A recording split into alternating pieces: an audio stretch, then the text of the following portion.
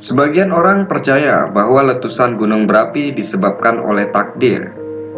Sebagian lagi percaya letusan gunung berapi adalah petanda bahwa suatu gunung marah karena penduduk yang tinggal di dekatnya telah berbuat dosa. Tapi sains punya penjelasan lain. Mari kita simak.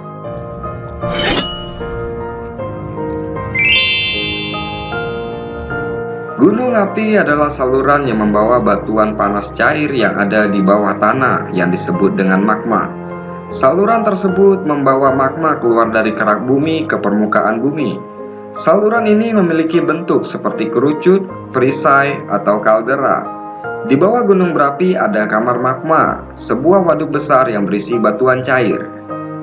Gerakan magma yang meningkat di dalam gunung berapi lah yang menyebabkan terjadinya letusan.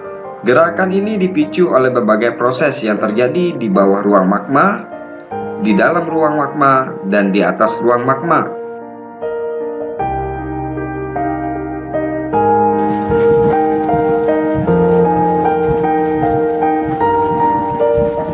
Di bawah ruang magma, gunung berapi yang berada di zona subduksi tempat lempeng bumi bertemu menyebabkan satu lempeng menunjam di bawah lempeng yang lain terus-menerus sehingga mendapat injeksi batuan cair baru ke dalam ruang magma.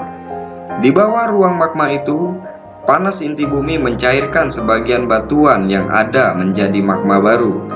Batu cair segar ini akhirnya masuk ke dalam ruang magma. Saat ruang itu, yang sudah terisi dengan volume tertentu, tidak dapat menampung magma baru. Kelebihannya akan dikeluarkan melalui letusan. Periode waktu antara letusan bergantung pada beberapa cepat batu meleleh yang dipengaruhi oleh kecepatan lempeng menunjam. Bumi memiliki beberapa zona subduksi dan lempeng subduksi umumnya bergerak dengan kecepatan konstan hingga 10 cm per tahun.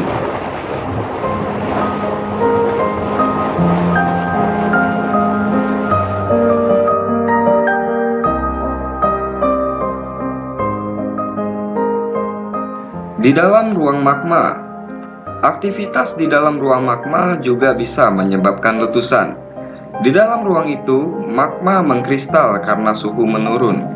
Magma yang sudah terkristalisasi lebih berat daripada batuan panas semi cair sehingga akan tenggelam ke dasar ruang magma. Ini mendorong sisa magma ke atas, menambah tekanan pada penutup ruang. Sebuah letusan terjadi saat tutupnya tidak lagi mampu menahan tekanan. Hal ini juga terjadi dalam sebuah siklus sehingga dapat diprediksi. Proses penting lainnya di dalam ruang magma adalah saat batuan magma bercampur dengan batuan sekitarnya. Proses ini disebut asimilasi. Saat magma bergerak, zat ini berinteraksi dengan bebatuan di sekeliling ruang magma. Kadang-kadang gunung berapi mempunyai jalur untuk magma mengalir ke permukaan. Jika jalurnya tidak ada, maka magma akan memaksakan diri ke area yang tekanannya lebih rendah. Hal ini dapat menyebabkan dinding yang mengelilingi ruangan jebol dan runtuh. Percikan magma yang disebabkan oleh dinding ruang yang jebol akan menyebabkan letusan. Tetapi letusan dari proses ini sangat sulit diprediksi.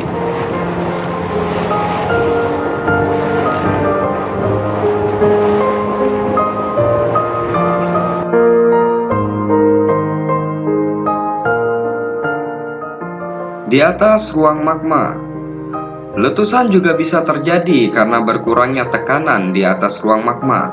Hal ini bisa disebabkan oleh berbagai hal, seperti penurunan kerapatan bebatuan di atas ruang magma atau mencairnya es di puncak sebuah gunung berapi. Sebuah topan yang melewati gunung berapi dalam kondisi kritis dapat memperhebat kekuatan letusan juga. Batu yang menutupi ruang magma dapat secara perlahan melunak karena adanya perubahan komposisi mineral. Penurunan kerapatan batuan penutup pada akhirnya membuat mereka tidak dapat menahan tekanan dari magma. Apa yang menyebabkan perubahan mineralogi ini? Terkadang, gunung berapi mempunyai celah di permukaan yang memungkinkan air meresap dan berinteraksi dengan magma. Bila ini terjadi, Perubahan batu akibat larutan hidrotermal akan terjadi. Batuan melunak dan akhirnya mengakibatkan letusan.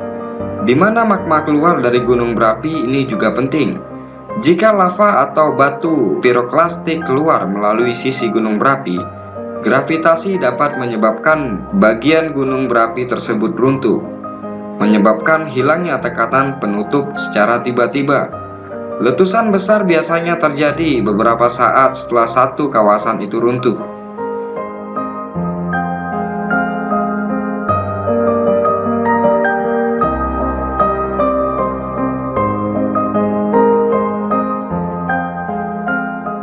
Berikut tadi sedikit informasi tentang mengapa dan bagaimana gunung api bisa meletus.